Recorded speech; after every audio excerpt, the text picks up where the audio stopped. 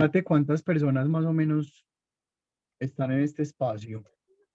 Juan, no, empezamos a las 5:05 y a los que no han ingresado, pues para eso se les comparte pues como con la grabación, como por respetar el tiempo de todos. Ok, perfecto. Bueno, entonces demos esos minutitos y ya empezamos.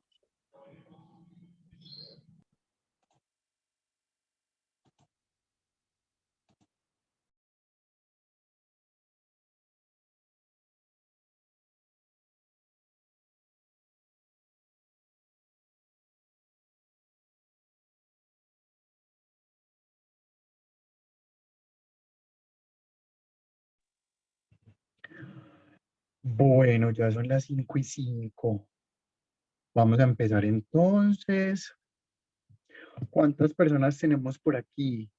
Daniela, Min, Mónica y Susana. Bueno, vamos a empezar mientras que los otros van llegando y se van adaptando pues como a lo que vamos a trabajar el día de hoy. Y bueno, antes de que empecemos, yo quiero saber un poquito quiénes son las personas que están aquí, que me cuenten un poquito de ustedes, yo les cuento un poquito de mí, para saber cómo orientamos este espacio. Yo creo que lo habrán hecho con todos los profesores, con Dani, con Pedro, con Ana, pero me parece importante que podamos conocernos un poquito y que podamos orientar esto de la mejor manera. Así que las escucho.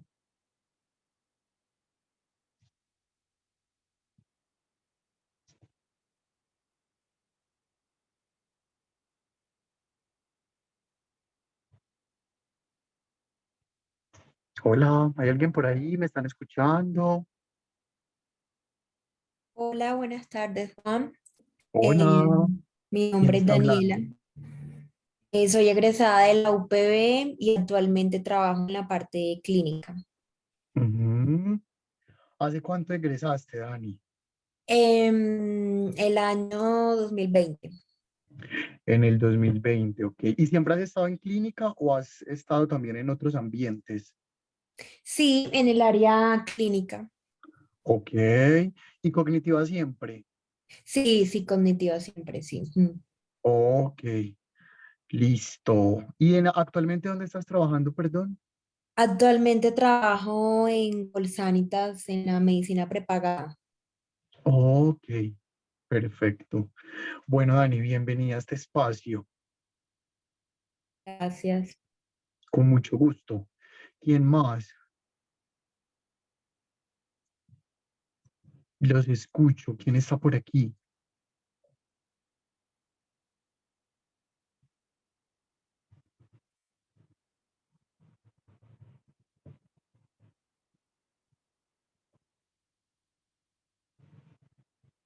Hola, ¿hay alguien más acá? Juan, Hola, buenas hay una tardes. chica. ¿Qué? Hola, Hola, Hola, ¿cómo estás? bien, ¿quién es gracias. Yo tú? soy Mónica de los Ríos, soy psicóloga egresada del 2009 de la UdeA, especialista en Ujú. psicología clínica y salud mental de la UPB hace 3 años y he estado todo el tiempo en el área de clínica, siempre cognitiva. Ok, ¿y actualmente dónde estás trabajando, Mónica? Trabajo en el programa de salud mental del municipio de La Estrella. Ok, súper. Bueno, Mónica, Juan, bienvenida. Hola. Gracias. tenemos una chica en el chat, Yasmín Arango, eh, la cual es psicóloga egresada de la UPB, le interesa mucho el área clínica y sin embargo hasta el momento ha comenzado a realizar unos procesos de forma independiente. Ok, perfecto. Listo, Yasmín, bienvenida, muchas gracias. Daniela, Yasmín, Mónica, Susana, ¿estás por ahí?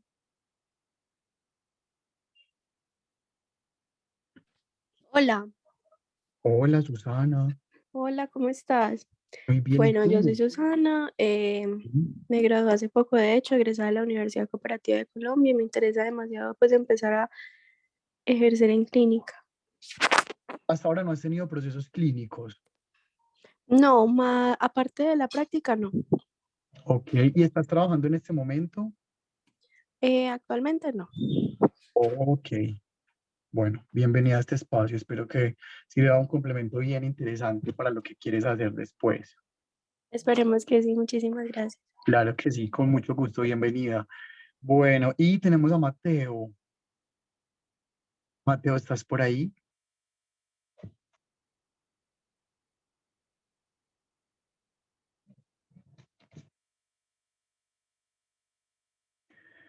Bueno, yo creo que Mateo está, pero no está. ¿Hay alguien más que está por ahí que no he nombrado y que no nos ha contado un poquito, por lo menos a mí, para tener un ahí contexto de quiénes están acá?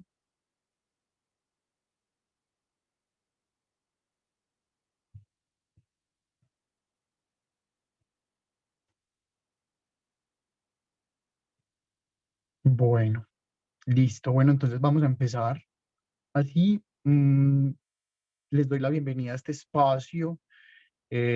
Con algunos de ustedes he podido conversar o conversamos un poco al inicio del espacio de actualización en terapia cognitiva. Yo soy Juan Gabriel Vargas Jaramillo, soy psicólogo, al igual que varios de ustedes egresados de la Universidad Pontificia Bolivariana.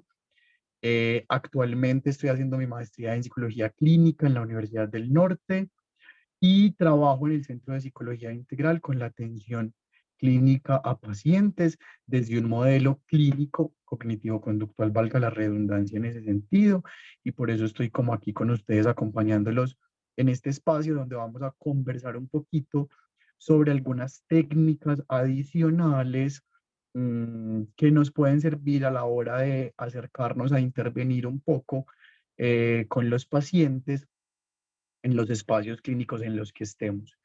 Les hago una pregunta. ¿Ven la presentación?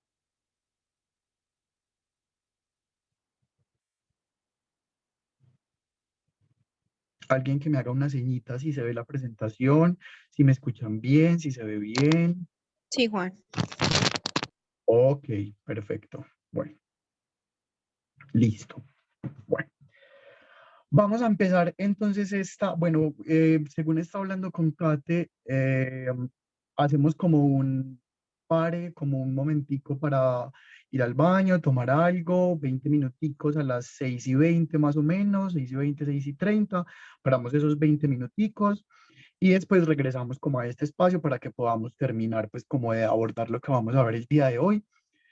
No sé si nos vayamos hasta las 8, creo que podemos irnos hasta un poco antes, porque realmente no es mucho el contenido. Vamos a ver hasta dónde llegamos y ahí vamos como construyendo en torno a eso. ¿Listo?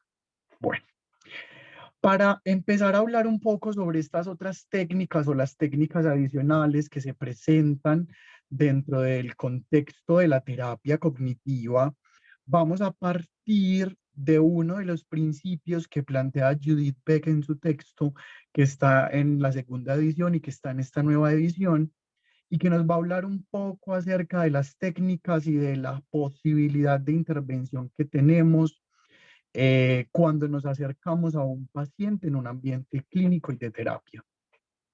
Y es que la terapia cognitiva utiliza una variedad de técnicas enorme para cambiar el pensamiento, el estado de ánimo y a su vez el comportamiento o las reacciones que del comportamiento se puedan derivar como fruto de esos pensamientos disfuncionales que muchas veces aparecen.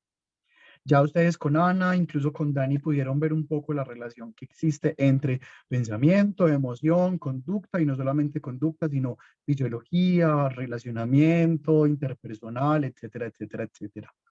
De este principio es que se va a derivar un poco lo que vamos a conversar el día de hoy en torno a la utilización de otras técnicas que nos permiten verdaderamente obtener los resultados deseados en los pacientes y en los procesos que llevamos a cabo. Incluso miren que aparece un repertorio de técnicas muy amplio, demasiado amplio, que nos permiten acercarnos y enriquecer la intervención de una manera más amplia y concreta. Técnicas de terapia de aceptación y compromiso, terapia de la conducta, psicoterapia centrada en la compasión, terapia conductual dialéctica, que hasta aquí vamos un poco muy centrados en la tónica de lo que es la terapia cognitiva, con algunas derivaciones e inclusive con algunos aspectos relevantes y significativos de terapias de tercera generación y demás, pero aquí empieza a desglosarse un poco más y a extenderse un poco más cuando hablamos de terapia Gestalt, o cuando inclusive hablamos sobre terapia psicodinámica, que bajo algunas premisas podría ser completamente opuesto a lo que nosotros como psicólogos cognitivos hacemos en un espacio o en un ambiente terapéutico.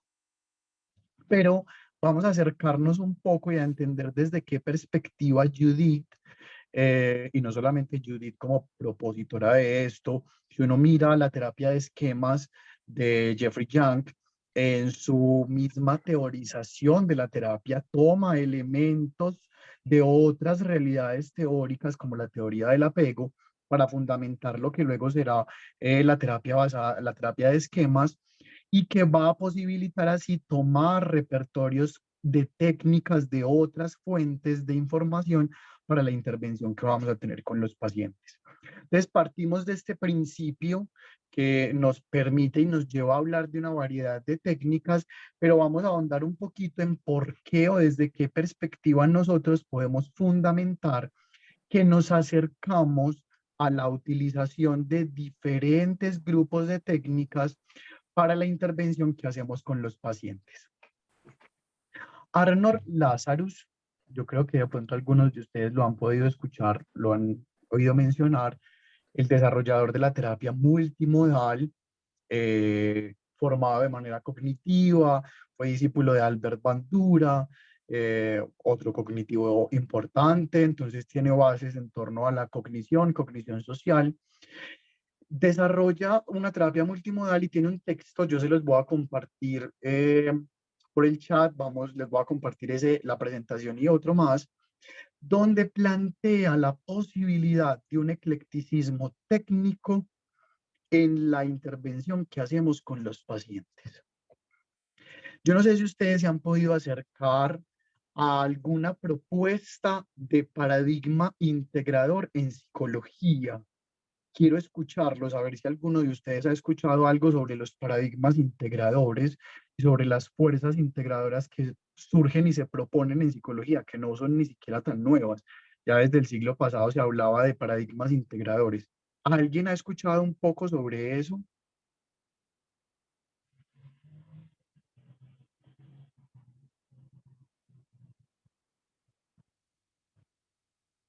Nadie, cero.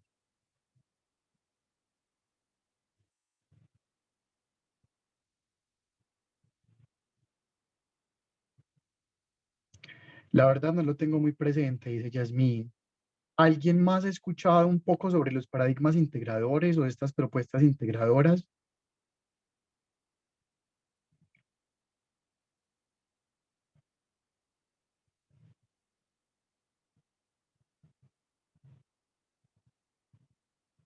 Ok, bueno.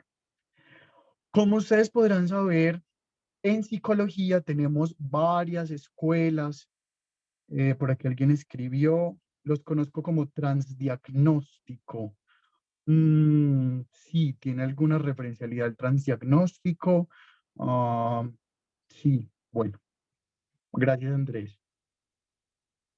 Perfecto, listo. Por aquí alguien más escribió desde la formulación de Leonidas Castro. Ok, sí, ajá. Ok, bueno. En psicología nosotros tenemos varias escuelas, vertientes teóricas que a su vez posibilitan un ejercicio práctico desde una visión particular del mundo, de la realidad, del hombre. Y algunas de las críticas que han aparecido a la psicología son precisamente esa variedad escolástica que tenemos. Tenemos muchos paradigmas que explican al hombre, a la realidad, al mundo, a los otros, incluso a la realidad psíquica como tal.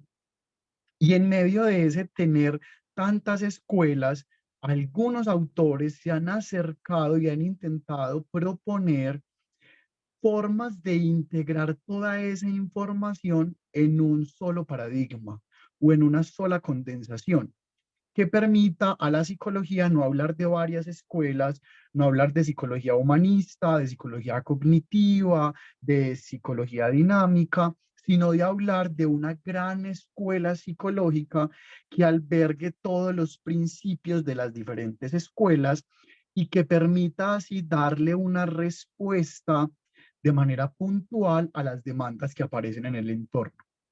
En ese sentido, han aparecido fundamentalmente tres propuestas significativas. De pronto se me puede escapar alguna de ellas, pero desde lo que yo he podido acercarme y desde lo que los textos mencionan, hay fundamentalmente tres propuestas integradoras para las diferentes escuelas en psicología. Una propuesta integradora va a ser la propuesta de integración teórica, es decir, una propuesta que abarca a integrar en un solo constructo o en una sola escuela las diferentes posiciones teóricas que tienen las distintas escuelas. En torno a estos ejercicios se han empezado a ver, como les digo, no recientemente, sino inclusive desde hace mucho tiempo, propuestas como de traducción, si lo podemos usar de esa manera, lo podemos decir de esa forma, de algunos conceptos a otras teorías. Por ejemplo, hay un texto de personalidad que en este momento se me escapa el nombre, pero yo lo tengo, si quieren también se los comparto, que lo que hace es hacer una traducción de los términos psicodinámicos e inclusive psicoanalíticos en términos conductistas para entender la personalidad. Y de esa manera tratar de explicar lo que sucede en la personalidad de una forma conductual, teniendo como sustento el psicoanálisis o una posición psicodinámica. Esta primera propuesta, que es una propuesta integradora en términos teóricos, lo que pretende es que podamos explicar todo teniendo en cuenta las propuestas que los diferentes paradigmas han hecho de manera teórica. La psicología cognitiva, más psicoanálisis, más conductismo, más psicología dinámica, más psicología humanista, igual un paradigma integrador que explique el hombre, la realidad, las propuestas de intervención, etc. Sin embargo, ¿qué hemos notado? No solamente en términos teóricos, sino también en términos prácticos, que dicha integración teórica, inclusive hoy a la fecha, 2022, 25 de octubre, resulta imposible. Es muy difícil tratar de acomodar las distintas teorías psicológicas y encauzarlas en una sola teoría. Hay elementos comunes, sí, y hay algunas particularidades que podríamos unir, pero cuando uno empieza a estudiar un paradigma de manera juiciosa y profunda, descubre que hay diferencias muy significativas, como les digo, en la visión del hombre, en la visión de la realidad, en la visión del mundo y en la visión de los otros. Y eso impide que nosotros podamos hablar en estos momentos de una integración teórica. Entonces, la primera posibilidad de integración es una posibilidad de integración teórica. La segunda, que incluso es una teoría, se plantea como la teoría de los factores comunes. ¿Qué busca la teoría de los factores comunes? Encontrar esos puntos de convergencia entre las diferentes teorías y hablar de esos puntos en común.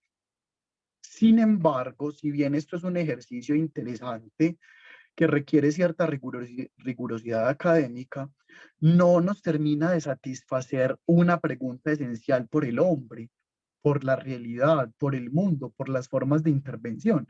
Yo puedo decir que tenemos en común, que pensamos, que decimos que el pensamiento es una particularidad importante en el hombre, pero y que puede generar emociones y conductas determinadas, y esto lo puede compartir la psicología humanista hasta cierta posición o hasta cierto punto.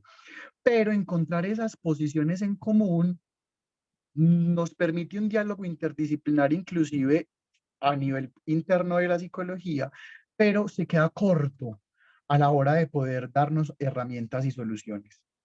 Sin embargo, sí hay una tercera propuesta integradora, que es desde donde nos vamos a basar, y es un eclecticismo teórico, es un eclecticismo técnico, perdón.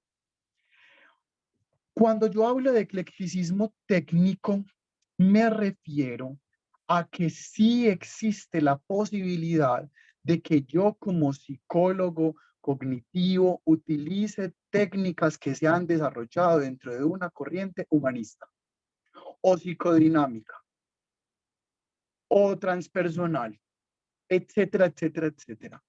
Y que incluso esta es la tesis fundamental de Lazarus y es lo que podrán encontrar un poco en el texto. Es inclusive deseable que yo como psicólogo pueda utilizar un eclecticismo técnico que me permita utilizar un bagaje de técnicas amplio, muy grande, para poder responder a las demandas particulares que tiene mi paciente. Cuando yo muchas veces me limito a hablar con un paciente y a intervenir a un paciente desde una perspectiva técnica, solamente desde un modelo teórico me puedo quedar corto. Porque puede que las necesidades particulares de ese paciente necesiten una posibilidad de intervención distinta. Y desde esta perspectiva es que vamos a defender y vamos a plantear que nosotros podemos hacer un eclecticismo técnico sano. Siempre y cuando estas técnicas correspondan a una rigurosidad científica, se haya demostrado su eficacia, y yo como psicólogo además me haya formado en la posibilidad de ejecutar estas técnicas de una manera adecuada y puntual. Si ustedes se contactan con el Instituto de Terapia Multimodal de Lazarus, se van a encontrar que ellos tienen cursos de actualización y cursos de formación para profesionales en salud mental que tienen un bagaje de técnicas completamente amplio, enorme y significativo. Entonces te pueden formar en terapia cognitiva y en técnicas cognitivas netamente de reestructuración de pensamiento, de identificación del pensamiento, pero también va a haber una formación en técnicas emocionales, pero también va a haber una formación en técnicas gestálticas, psicodinámicas, porque yo sí me puedo nutrir técnicamente de lo que las otras corrientes teóricas han desarrollado para yo poder ofrecerle a mi paciente una verdadera intervención y una intervención que corresponda a aquello que el paciente necesita. ¿Qué nos define a nosotros como cognitivos entonces? No solamente la forma de intervención, no solo lo que yo hago con el paciente. Lo que a mí me define como cognitivo es el entendimiento que yo hago de mi paciente, la lectura que yo hago de los fenómenos que le suceden al paciente. Cuando yo empiezo a hacer una conceptualización de caso, que es algo que ya han podido acercarse a ello, con Ana lo pudieron hacer de una manera mucho más profunda, y empiezo a entender cómo funciona la mente de mi paciente, cómo las distorsiones cognitivas que aparecen en su procesamiento de información, determinadas a su vez por sus esquemas que guían la información y el procesamiento, producen determinados síntomas o estados en el paciente.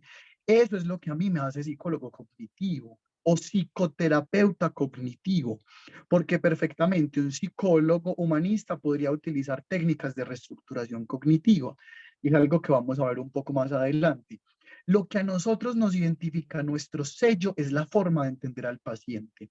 Pero nosotros podemos nutrirnos de una cantidad de técnicas que nos permitan verdaderamente responder a las necesidades particulares que tiene nuestro paciente. ¿Qué trampas pueden surgir cuando nosotros empezamos a hablar de que practicamos un eclecticismo técnico y no un eclecticismo teórico con los pacientes? Primero, podemos caer en el error de equiparar observaciones con teorías. Entonces, cuando yo veo que alguien está negando, está impidiendo que su rabia o su enfado se exploren o se manifiesten de manera clara, no por eso yo voy a hablar directamente de que hay una represión y que como mecanismo de represión en el sujeto, él no está pudiendo expresar esa emoción que siente. Yo como psicólogo cognitivo tengo la capacidad de explicar eso que le está pasando a mi paciente de una forma distinta. Inclusive, yo no sé si ustedes se han podido acercar al concepto y si no, se los recomiendo. Hay un texto de un psicólogo que se llama Manuel Fluffé, que se llama El inconsciente cognitivo. Y ahí Manuel hace toda una caracterización y toda una explicación de cómo ese concepto que aparece inicialmente propio del psicoanálisis, nosotros como psicólogos desde una perspectiva cognitiva entendemos esos procesos que son inconscientes, que no va a tener la misma connotación. Nosotros no vamos a entender lo inconsciente como algo reprimido o algo que no hace parte de nuestra posibilidad de acceso consciente, sino como algo que por el mismo funcionamiento de la mente no está completamente asequible todo el tiempo y que inclusive, como vamos a ver o como podemos ver en un trastorno de estrés postraumático, los pacientes pueden tener bloqueos emocionales significativos para recordar ciertas experiencias. Y esos bloqueos pueden despertarse, pueden levantarse en un momento inesperado. Pero no por eso y no porque yo vea que mi paciente tiene una incapacidad de expresar su rabia o su ira o que no quiere acercarse a un recuerdo traumático del pasado, yo como psicólogo cognitivo hablo de represión. En ese caso, yo tengo otros mecanismos teóricos para explicar y fundamentar qué le pasa a mi paciente y por qué esas cosas están sucediendo en él. Entonces, uno muchas veces en ese bagaje que va teniendo teórico y que a veces puede confundir, empieza a hacer explicaciones desde observaciones a, pues como que acudiendo a otro tipo de constructos teóricos. Y realmente no porque yo vea eso en un paciente significa que se puede explicar desde una perspectiva determinada o que tengo que acudir a otras teorías para explicar lo que pasa. No todo está explicado evidentemente, pero tenemos la posibilidad de acercarnos de manera sistemática a lo que se ha explicado e intentar inclusive nosotros mismos desde otras perspectivas explicar aquello que le pasa al paciente desde una perspectiva cognitiva. Entonces, primera trampa cuando hablamos de un eclecticismo técnico es pensar que lo que yo veo se explica exclusivamente desde otras teorías y que incluso es deseable y que yo no lo puedo explicar desde otra perspectiva, pero realmente sí lo podemos explicar desde otra perspectiva. Segunda trampa. Muchas veces, y uno encuentra esto y lo escucha mucho en el gremio, en los colegas, en los compañeros que dicen, mira, es que yo con este paciente utilizo psicoterapia cognitiva, con estos otros pacientes utilizo psicoterapia dinámica, con estos otros gestáltica, con estos otros humanista, porque es lo que el paciente necesita y este paciente es más emocional, entonces mi psicoterapia es humanista y este paciente es más racional, entonces mi psicoterapia es cognitiva y eso es un error, eso es una trampa, porque yo perfectamente como psicólogo cognitivo puedo utilizar técnicas emocionales, pero miren lo que yo les decía ahorita, lo que a mí me define como cognitivo no es que yo haga reestructuración del pensamiento, no es que yo utilice el diagrama de conceptualización cognitiva que sacó el instituto o algún otro modelo de conceptualización cognitiva, porque no solamente existe ese. Las otras teorías cognitivas también tienen propuestas de conceptualización de un caso. ¿Qué me define a mí como cognitivo? El entendimiento desde una teoría cognitiva de lo que le pasa a mi paciente. Y yo puedo usar una técnica emocional sin dejar de ser cognitivo. O yo puedo usar la técnica de la silla vacía, que no fue desarrollada en un contexto cognitivo, para nada cognitivo, pero puedo utilizar esa técnica porque mi paciente lo necesita de manera puntual y precisa y explicar por qué mi paciente lo necesita y por qué la voy a utilizar desde una perspectiva cognitiva, sin tener que irme a una perspectiva psicodinámica o a una perspectiva gestáltica o a una perspectiva humanista para hablar de la utilización de la silla vacía y empezar a hablar de complejos edípicos o de no realización de algunas cosas anteriores. Entonces, por eso, X, no. Nosotros somos psicólogos cognitivos Y como psicólogos cognitivos, nosotros intervenimos desde la psicología cognitiva, desde el paradigma psicoterapéutico cognitivo. Y cuando nos acercamos a un paciente, podemos utilizar técnicas de una variedad amplísima, pero lo que me define y mi sello como cognitivo es otra cosa. Entonces, esto es una de las trampas que aparece. Yo no utilizo otro tipo de psicoterapia porque utilice otra técnica que no como que me pertenece o que no le pertenece a mi bagaje.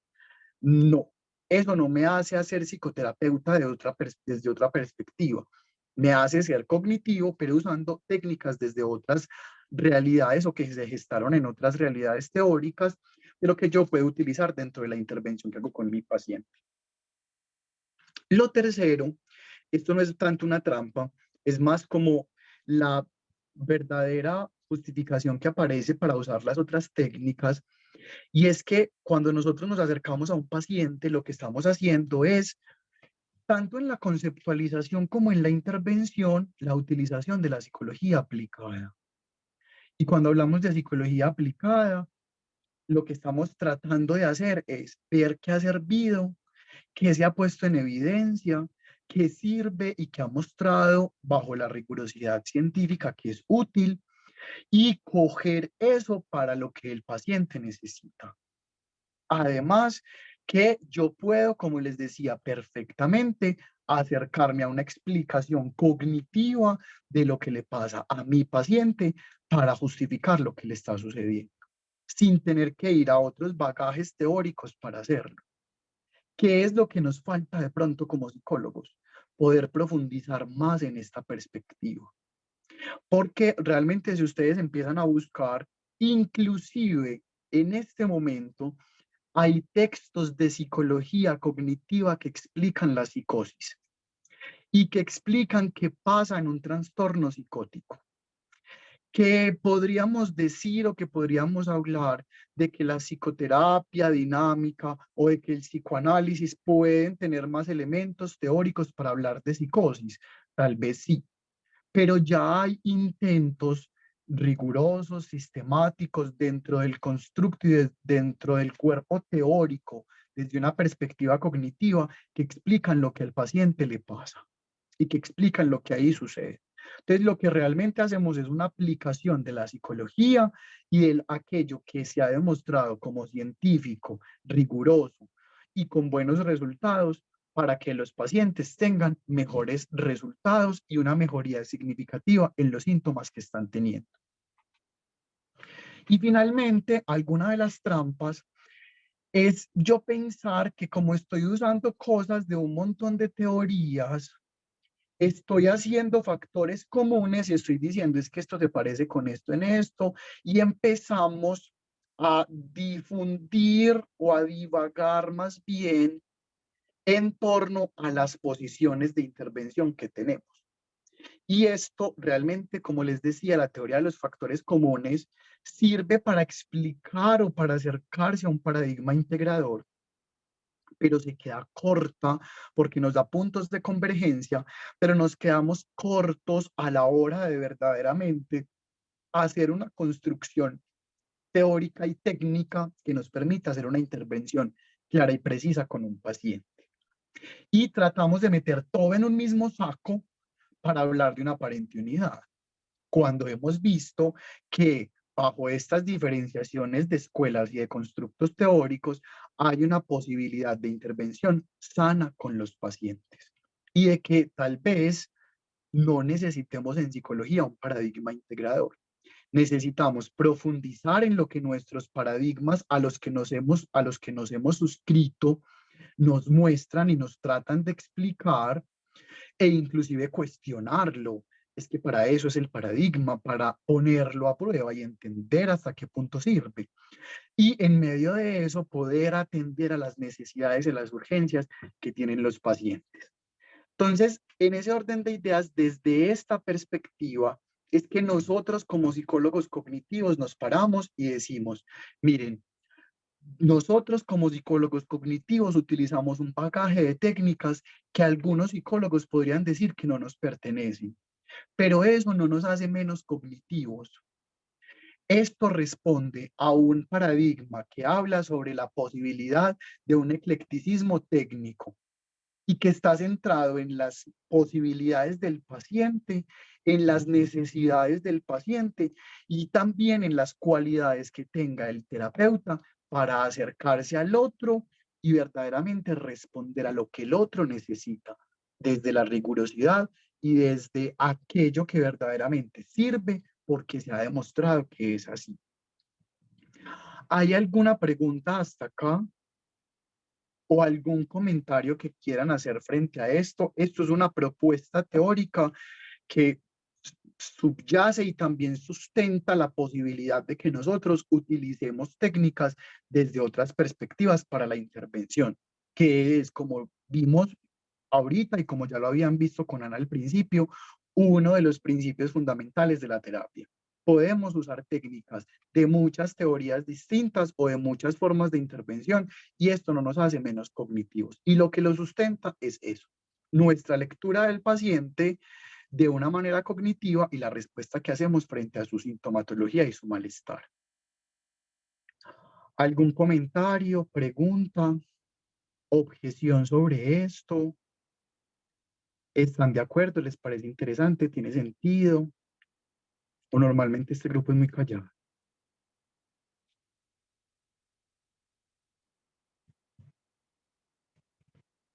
¿O está muy enredada la cosa?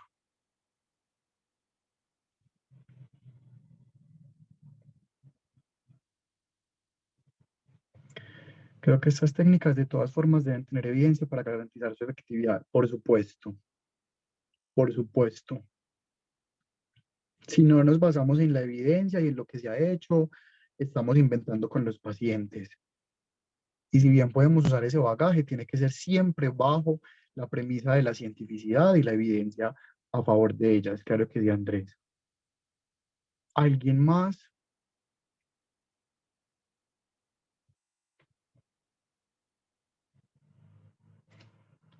Está claro el enfoque que estás planteando para justificar este tipo de intervenciones eclécticas. Ok. Gracias, Yasmín. Bueno, si va surgiendo alguna duda o algo al respecto, me cuentan, por favor. Lo que es cierto es aplicarla, pero encontrarle la relación, en este caso, desde lo cognitivo. Por supuesto. Claro que sí. Bueno, muy bien. En ese orden de ideas, un poco frente a estas otras técnicas de intervención que van a surgir, el texto nos comparte algunas otras técnicas que nos pueden servir frente a la intervención que hacemos con algún tipo de pacientes, y es un poco como lo que vamos a compartir en este espacio, es el foco principal. Esto era como un poco la introducción y lo que sustenta esto y lo que les puede servir a ustedes para sustentar después sus intervenciones o para también permitirse valerse de otro tipo de técnicas diferentes a las que normalmente utilizamos, siempre y cuando tengan evidencia y haya un sustento que las permitan usar, pero siempre buscando también la mejoría sintomática del paciente y que no siempre aquello que nosotros estamos acostumbrados a hacer va a tener un buen resultado, así lo haya tenido y así haya sido efectivo. A veces hay que hacer otro tipo de cosas con los pacientes para que haya verdaderamente una mejoría en ese sentido. Desde esa perspectiva, el texto nos va a mostrar algunas otras técnicas y es lo que vamos a compartir acá. Entonces, en primer momento, vamos a hablar sobre algunas otras técnicas que nos pueden servir para la regulación de las emociones. Hay una salvedad inicial que vamos a hacer y es que, si bien ustedes pueden saberlo, y si no, no está de más la claridad, el objetivo de la terapia nunca va a ser eliminar las emociones negativas. Bajo ninguna circunstancia va a ser eliminar las emociones negativas. Es más, cuando uno empieza a ver qué es una emoción negativa para un paciente, y miren que la misma terapia y el mismo constructo nos va a mostrar que una emoción va a ser negativa cuando su grado y su duración en el tiempo exceden a la situación que las generaron y que inclusive permanecen en el tiempo, se vuelven crónicas y van a generar un malestar significativo en el paciente. Porque inclusive una alegría demasiado extrema puede terminar en una manía o en una psicosis. Y eso verdaderamente no va a ser algo positivo para el paciente. Entonces, lo que determina las emociones negativas o positivas ni siquiera es la carga emocional o el nombre que le damos a la emoción. Por eso, nuestro objetivo no va a ser eliminar las emociones negativas. Todas las emociones son importantes como reacciones a las situaciones e inclusive como interpretación de las situaciones y como posibilidad de enlace social, que es una de las funciones de las emociones. Entonces, no vamos a pretender eliminarlas. Lo que vamos a tratar de hacer con el paciente es que él pueda entender que cuando la emoción aparece de una manera exacerbada frente a la situación que la originó, o cuando ella perdura en el tiempo, realmente hay que hacer una intervención ahí.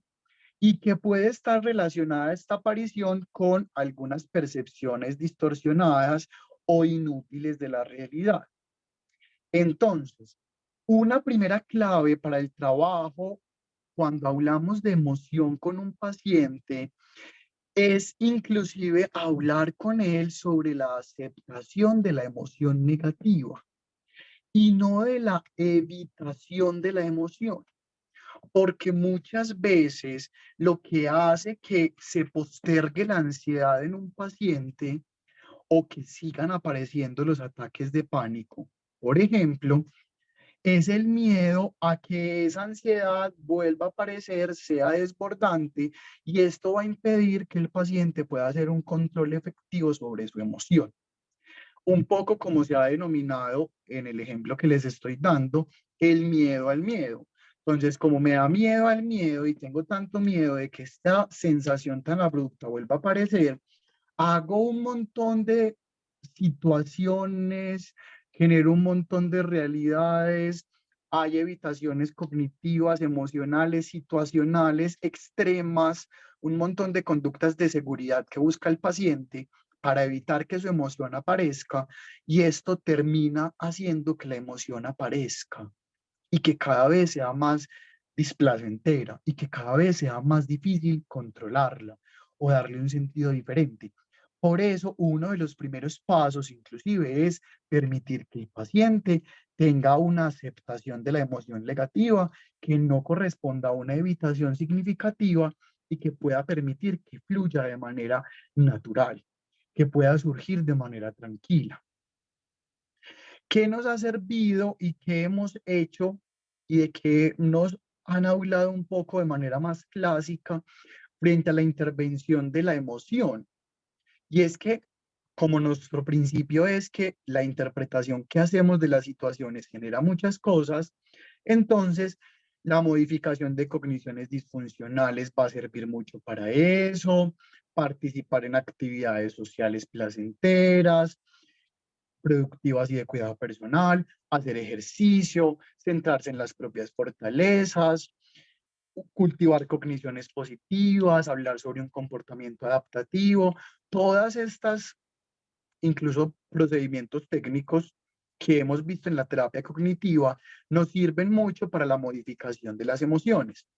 Pero además de ese repertorio un poco más tradicional, nos van a presentar algunas de estas técnicas que nos van a permitir ayudarle al paciente cuando aparecen algunas realidades emocionales significativas. Y va a aparecer el enfoque, el reenfocarse a otra actividad diferente, la relajación, que realmente no es algo muy nuevo, y el entrenamiento en habilidades, que vamos a hablar un poquito sobre cada una de ellas. ¿Listo? Entonces, bueno. Esto va a responder un poco a la integración que va a aparecer entre el mindfulness y lo que hacemos en la terapia cognitiva. Entonces, si al paciente le deja de funcionar o deja de ser efectivo para él examinar su pensamiento de manera consciente, podemos utilizar otro tipo de técnicas para que este pensamiento no sea tan disfuncional o no genere tanto malestar y que la emoción que es subyacente a ese pensamiento sea un poco más leve o que no genere tanto malestar, como les digo. Y esto puede aparecer muchas veces porque el paciente lleva mucho tiempo en terapia y las técnicas de reestructuración cognitiva puede que no funcionen tanto, porque en un momento de crisis significativo, los síntomas pueden agudizarse y el paciente puede no percibir las estrategias que le sirvieron o puede sentir como cierta pereza para realizarlas. Entonces aquí nos puede servir orientarlo desde otra perspectiva que nos permita hablar con él y que le permita a él inclusive reevaluar su pensamiento desde otras perspectivas distintas, no tanto desde el control y la reestructuración cognitiva. Entonces, ¿qué podemos enseñar y cómo podemos acompañar al paciente? Mira, pensar en esto en este momento no me ayuda, está bien, partimos del principio de la aceptación, que yo me sienta nervioso, o irritado, cansado, preocupado, estresado. Simplemente debería volver a concentrarme en lo que estoy haciendo o participar de una acción valiosa. Entonces, aquí nos sirve mucho acompañar al paciente y permitirle, incluso esta metáfora aparece de una manera muy bacana, que simplemente conciba los pensamientos y las emociones como algo que está ahí y que en algún momento pasará y que no tendrá mayor efecto si realmente nos desconectamos de eso. Y para eso sirve mucho la metáfora que les digo. Cuando a uno se le pega una canción en la cabeza y lo único que hace es pensar en la canción, y uno dice, no quiero pensar más en esta canción, quiero desenfocarme de esto. Estos esfuerzos cognitivos tan fuertes para dejar de pensar y de cantar la canción pueden provocar que la canción no se vaya y que al contrario tengas toda tu atención en la canción y te ubiques completamente en ella y la termines cantando todo el tiempo. Pero cuando uno simplemente dice, bueno, tengo esta canción pegada y se desenfoca de la canción o se desprende de la necesidad de sacársela de la cabeza, cuando uno menos piensa, la canción desaparece. Esto que es una metáfora, pero que también pasa en la vida real, nos puede ayudar mucho para explicarle a los pacientes que simplemente vean su pensamiento, se pongan en el papel de observadores externos, piensen que están viendo su pensamiento y que el pensamiento, igual que la canción, o inclusive que el pensamiento, igual que las nubes, va a pasar. Va a pasar, va a pasar, y que cuando termine de pasar, la reacción que está teniendo ese pensamiento en mí se va a disminuir. E inclusive decirle, bueno, no tenemos que controlar todos los pensamientos, no tenemos en este momento las posibilidades de hacerlo, entonces vas a tratar de tranquilizarte, de aceptar la emoción que estás teniendo y de reenfocar tu atención hacia la actividad que estabas haciendo. Entonces vamos a respirar un poco, vamos a calmarnos, me voy a permitir sentir esto y me voy a reenfocar en seguir terminando el trabajo que estaba haciendo, seguir atendiendo lo que estaba atendiendo, seguir conversando con esto, seguir respondiendo a la demanda, etcétera, etcétera, etcétera. Pero nos puede servir mucho con los pacientes eso, que ellos vean su pensamiento simplemente como algo pasajero y que no se encapsulen, que no se queden anclados a esa realidad, sino que puedan redirigirlo hacia otras realidades diferentes que están haciendo en ese momento. Por ejemplo, ¿qué les puede servir para eso? Vamos a concentrarnos en aquello que tienes en tus manos, es decir, empezar a volver a conectarlos con su experiencia más inmediata, que como les digo, no es un principio nuevo, es algo que ya sabemos, pero que nos puede ayudar mucho. Entonces, vamos a conectarnos con nuestros sentidos y para eso sirve mucho la técnica del grounding, que yo creo que alguno de ustedes la conocerá, o la técnica del 5-4-3-2-1, 5 cosas que puedo ver, 4 cosas que puedo tocar, etcétera, etcétera, etcétera. Una cosa que puedo degustar. Entonces, cuando yo me centro, redirijo mi atención hacia otro foco diferente, esto tiene como consecuencia que aquello cognitivo que estaba generando tanto malestar simplemente pase, se desvíe y no genere el malestar que estaba generando. Entonces, podemos utilizar los órganos de los sentidos para eso, podemos utilizar el cuerpo, la respiración, o inclusive hablar de sus aspiraciones y enfocarnos en aquello bueno y positivo que él quiere lograr, inclusive en acciones muy particulares. hablar con otras personas, estar en internet, entrar a las redes sociales, jugar un videojuego, salir a caminar, hacer ejercicio, darse una ducha con agua fría, estar con la mascota, hacer algunos ejercicios de gratitud, etcétera, etcétera, etcétera. Todo esto nos permite reenfocar la atención, centrarla en algo que para el paciente sea más valioso, más productivo, y que con eso los niveles displacenteros que están apareciendo tan fuertes empiecen a disminuir de manera más puntual y más significativa. Entonces, esto en términos de reenfocar, de participar de un comportamiento que pueda ser valioso y de que el control sintomático pueda disminuir.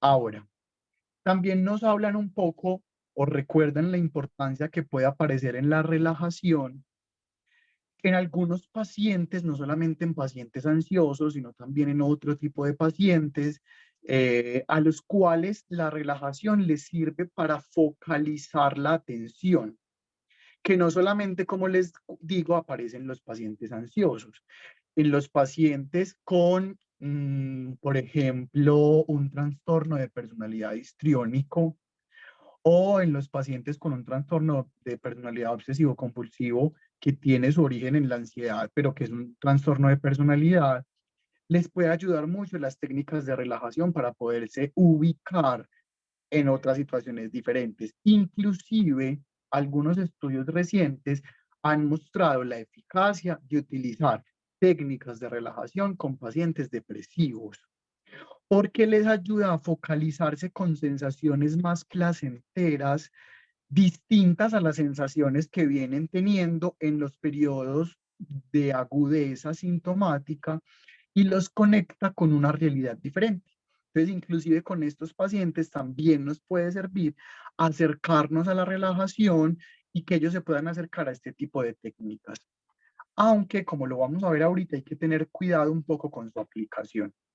Para la relajación nos puede servir la relajación muscular progresiva, que es muy famosa entre nosotros, la relajación progresiva de Jacobson, cuyo principio fundamental es la regulación y la activación del sistema parasimpático por medio de la relajación de los músculos y la respiración, además de que el paciente aprenda a identificar sus estados de tensión y a disminuirlos cuando van apareciendo. Esta técnica es ampliamente difundida, tiene mucha evidencia, se ha estudiado demasiado, y en internet hay cantidad de ejercicios relacionados con ella que incluso le pueden servir mucho al paciente y que uno los puede mandar de esa manera. Te mando este podcast que está en Spotify para que lo escuches, y es la relajación progresiva. En YouTube hay varios que verdaderamente siguen como los principios y hacen como todos los pasos para que el paciente los pueda practicar de una manera simple y sencilla donde esté realmente. Entonces, nos recuerdan los efectos de la relajación muscular progresiva. También recuerdan los efectos positivos de la imaginación positiva, que pueden aparecer en los pacientes que tienen buena capacidad imaginativa. No todos los pacientes son buenos para imaginar, a algunos eso les genera más malestar que bienestar, pero en aquellos que tienen esa capacidad de imaginar, puede servir mucho. Cuando estás en un momento de tensión o de tristeza, te vas a imaginar en un lugar seguro, tranquilo, si te gusta mucho la playa, si te gusta mucho el bosque o un sendero o un parque, etcétera, etcétera, etcétera. Este entrenamiento en imaginación positiva, donde nos lleva a lugares seguros, tranquilos, puede ayudar en la controlación, en el control de los síntomas que pueden aparecer ahí.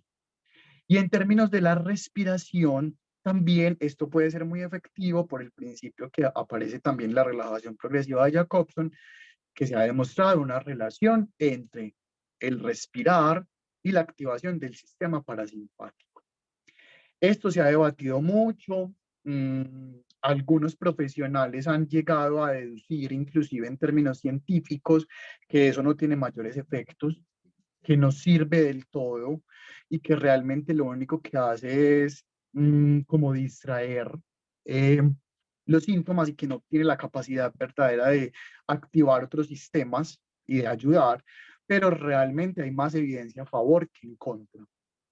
Y para eso hay demasiados ejercicios de respiración yo junto con lo que les voy a compartir un manual pequeñito que nos habla de algunos ejercicios de relajación y algunos ejercicios de respiración, y está el paso a paso súper coquito, súper fácil, para que ustedes, si de pronto algunos no los conocen todos o quieren profundizarlos o solamente conocen algunos, o bueno, igual quieren tener el material, les puede servir mucho porque explican los distintos tipos de respiración. Entonces, cómo se hace la respiración profunda, entonces, qué le indico al paciente, primero hacemos esto, luego esto, luego esto, luego esto, cómo lo vas a practicar en la casa, cómo lo haces de manera sola, cuál es la importancia de la respiración en la vida, etcétera, etcétera, etcétera.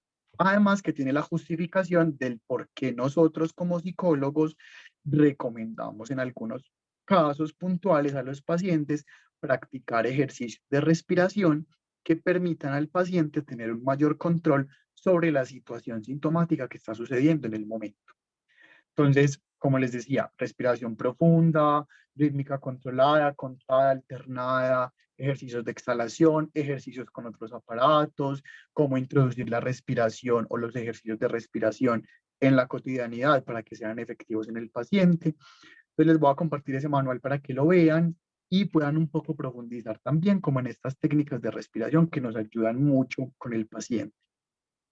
Sin embargo, con la relajación y la respiración debemos tener mucho cuidado porque en algunas circunstancias puntuales la relajación y la respiración no son lo más recomendado.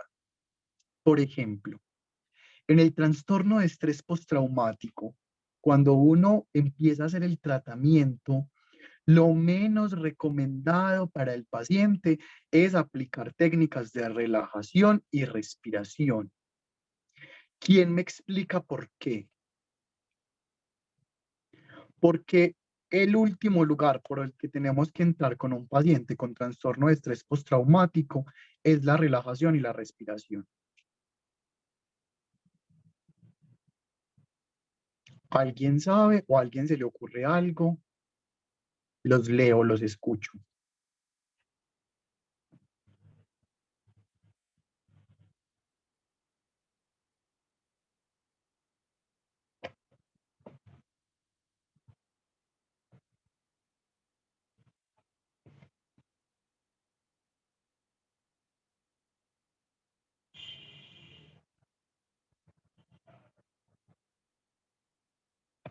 Nadie. ¿A alguien se le ocurre algo?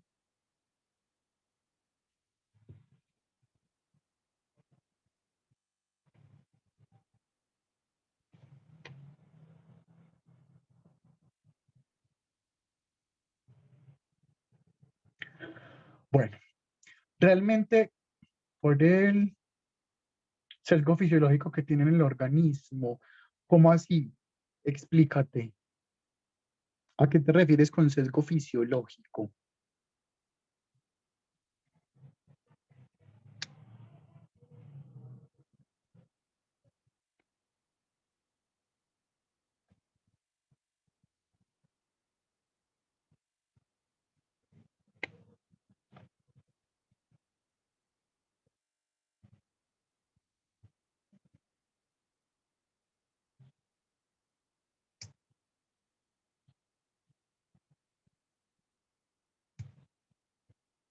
Sesgo fisiológico que tiene en el organismo. Bueno, yo creo que Yasmin está escribiendo, mientras ella escriba, vamos conversando sobre eso. Acerca de la hipervigilancia que tienen con lo que sucede en el cuerpo. Sí, esa es una de las razones que puede aparecer. La hipervigilancia que hay constantemente en los síntomas físicos, pero también porque lo que subyace la necesidad importante que tiene un paciente con trastorno de estrés postraumático no es la disminución de los síntomas ansiosos. Yo podría pensar que el objetivo principal o más primordial es disminuir los síntomas ansiosos, pero si yo le doy al paciente las herramientas para que él disminuya la cantidad de ansiedad que está sintiendo, se va a ir, no va a volver. Eso va a tener un efecto placebo demasiado grande en él y va a alcanzar una mejoría sintomática tan superficial que no va a volver. Pero realmente el objetivo principal va a hacer que él pueda hacer una reconstrucción biográfica de lo que le pasó y que pueda incorporar eso en su historia personal y que pueda desaparecer de esa manera los flashbacks que aparecen y que se pueda mejorar la conducta del sueño como derivación de las pesadillas que aparecen ahí, etcétera, etcétera, etcétera, etcétera. Pero si yo empiezo a tratar a un paciente con trastorno de estrés postraumático desde la posibilidad de la ansiedad y desde la mejoría sintomática en torno a la ansiedad, lo que puede aparecer es un malestar posterior más significativo porque lo que hicimos fue una mejoría sintomática muy rápida, pero que no nos permitía verdaderamente abordar otro tipo de cosas. Entonces, es fundamental que con los pacientes o cuando vayamos a utilizar con los pacientes técnicas de relajación y de respiración, seamos cuidadosos a la hora de seleccionarlas para que no vayamos a ocasionar este tipo de cosas. Pero al mismo tiempo, uno ve en la práctica que algunos pacientes con los ejercicios de relajación y respiración se estresan más. Hay más dificultad, incluso hay más excitación, pues les genera más tensión hacer el ejercicio de relajación y de respiración que no hacerlo. Entonces, en esos casos, podemos acercarnos a los pacientes y preguntarles qué es a lo que más temen si hacen el ejercicio. Porque en algunos empiezan a aparecer cogniciones como, es que, ¿qué hago si después de acabar el ejercicio me vuelve a dar? ¿O qué pasa si yo empiezo a hacer el ejercicio y no es efectivo y no me funciona y no tiene los efectos que deseamos que tenga? Todo este tipo de cogniciones pueden llevar a que el paciente, sobre todo el paciente ansioso, que es muy aprensivo del futuro, no se permita realizarlos de manera adecuada y no permita que los efectos deseables surjan en el tratamiento que estamos teniendo. Entonces es importante acompañar los ejercicios de relajación, respiración, control sintomático fisiológico por medio de estas técnicas con una evaluación constante de las cogniciones que las acompañan para poder asegurar que los efectos que deseamos se produzcan y que en el paciente verdaderamente no aparezcan estos temores que a veces son imposibilitantes y que hacen que inclusive aumenten los síntomas y no sea efectivo eso que estamos haciendo. Esto en términos un poco de la regulación emocional como un recentramiento de la atención. Por aquí Yasmin escribió. ¿Podrías nombrar otros casos en los cuales es lo no más recomendado? Ok, bueno. En trastornos, sobre todo del estrés agudo, porque es que cuando nosotros nos acercamos a un paciente cuya sintomatología más primordial o más exacerbada está presente, pero que detrás de ese alivio sintomático habría una ganancia secundaria muy fuerte y que eso va a impedir que lleguemos al tratamiento más profundo, que sería lo más importante, sería lo menos indicado. En un paciente depresivo, ese no sería el objetivo, ¿cierto? Porque el objetivo con un paciente depresivo, cuando realmente da anedonia, crinofilia, el paciente no quiere hacer nada, no siente disfrute ni por las actividades cotidianas que hacía, ni siquiera las realiza. El objetivo principal va a ser ese, pero por la gran capacidad que podríamos tener de que el paciente entienda la relación que hay entre sus cogniciones y lo que le está sucediendo, o sus cogniciones y sus estados emocionales, o sus cogniciones y la repercusión constante en la activación conductual como tal. Pero sobre todo en los trastornos que aparecen como trastornos de estrés, el trastorno de estrés agudo, el trastorno que muchos presentan como previo al trastorno de estrés postraumático, el trastorno de estrés postraumático, más que todo como en esos trastornos principalmente, es donde no se recomienda empezar el tratamiento por técnicas de relajación y de respiración.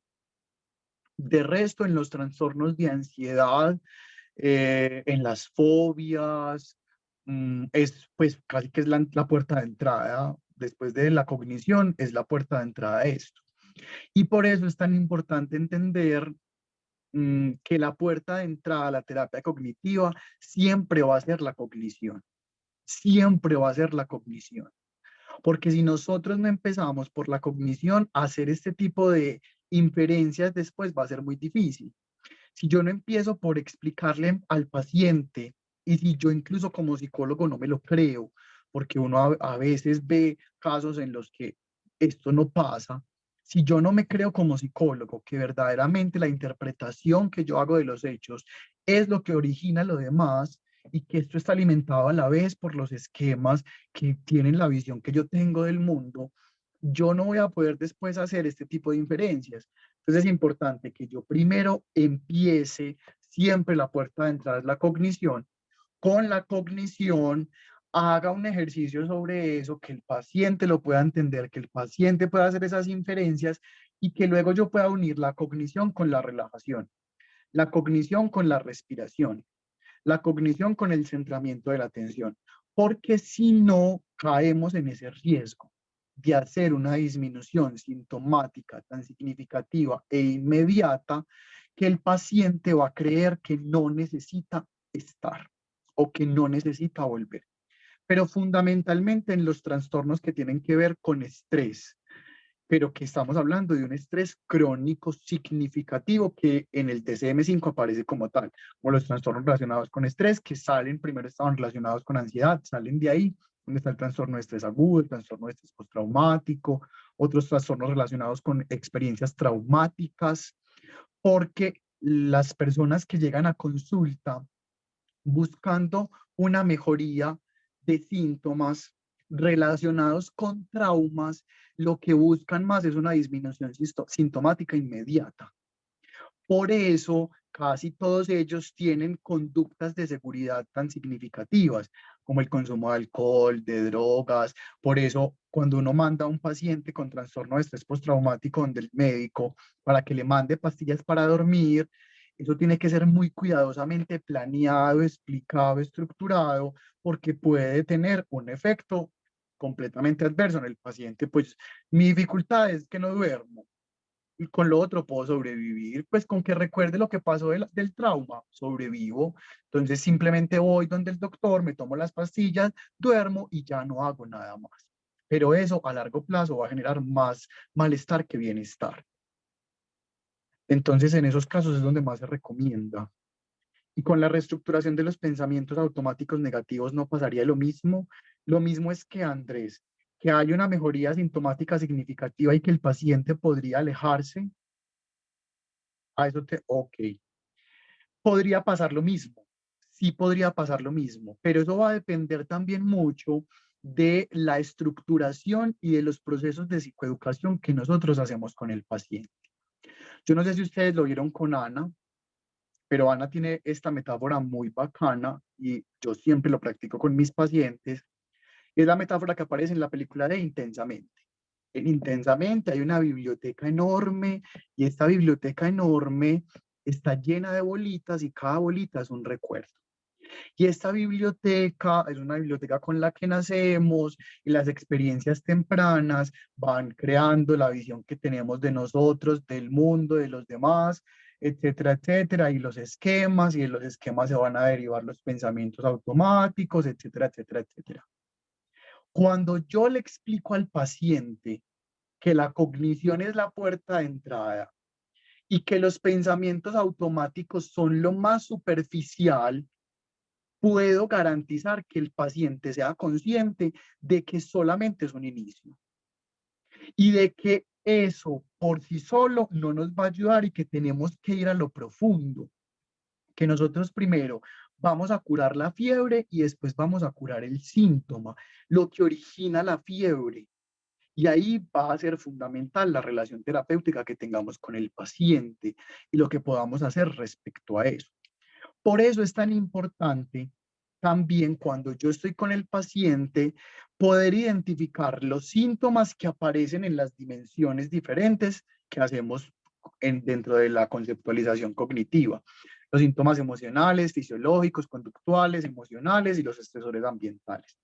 Y plantear objetivos con el paciente para cada una de esas esferas sintomáticas donde hay algunas acciones disruptivas, difíciles, complicadas o que generan malestar.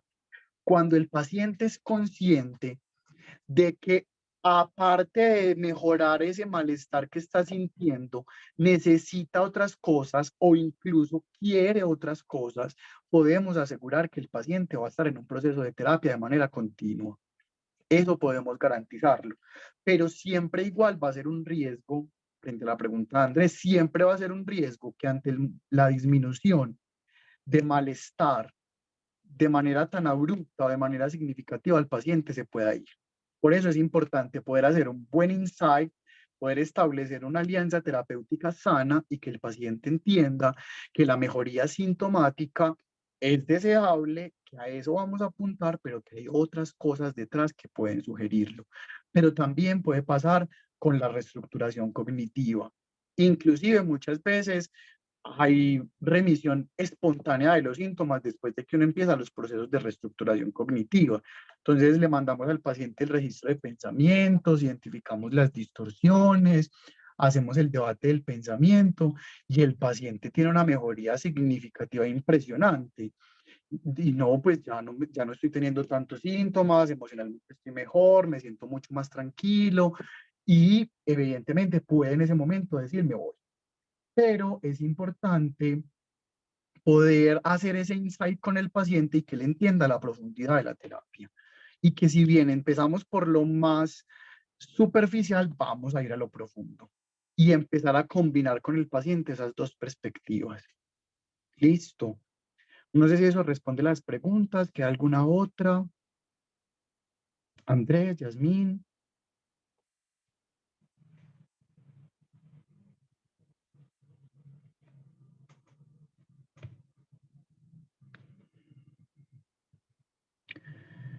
Todo claro, gracias. Listo, perfecto. Bueno.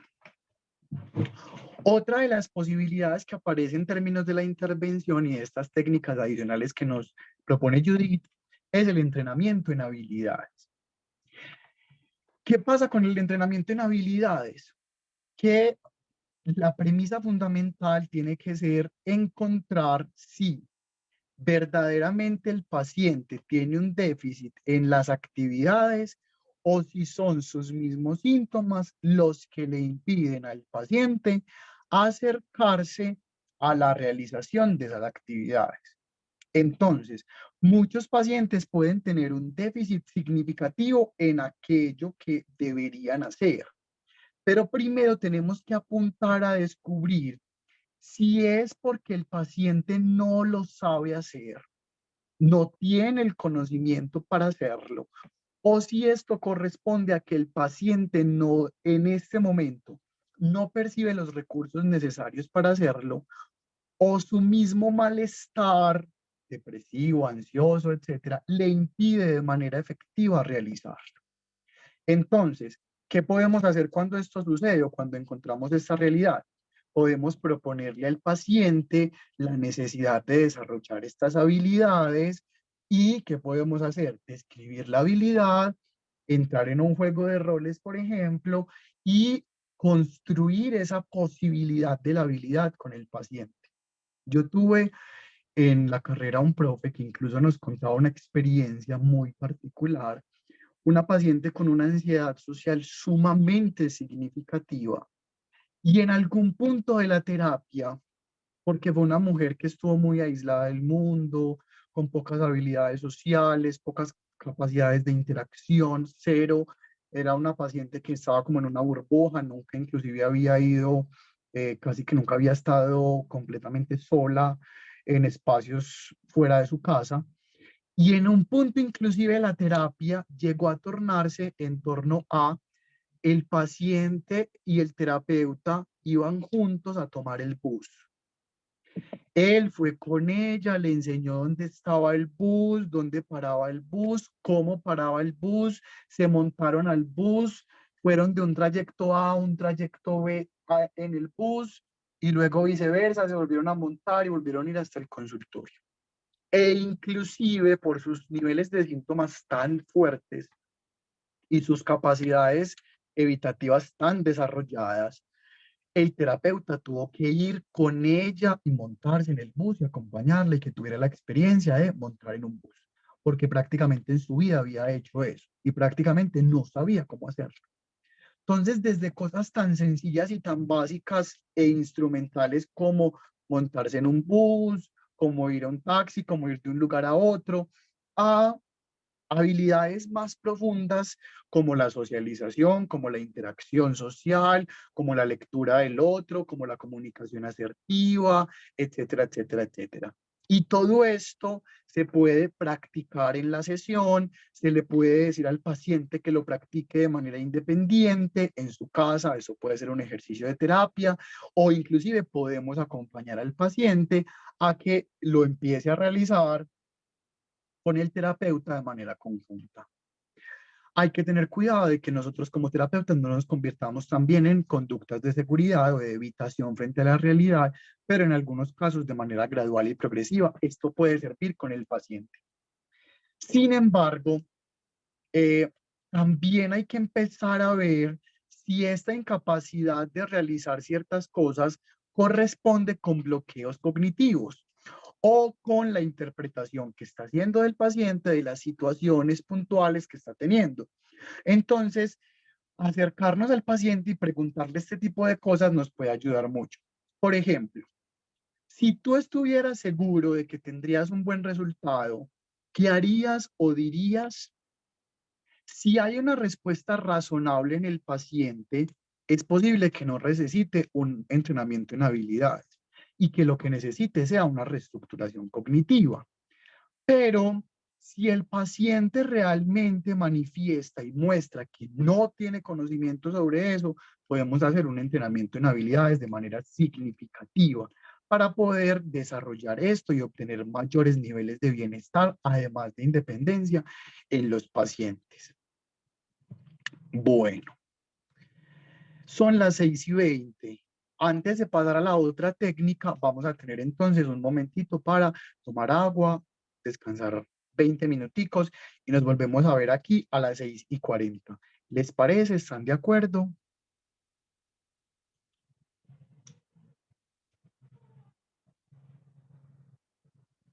Sí, perfecto. Listo. Listo.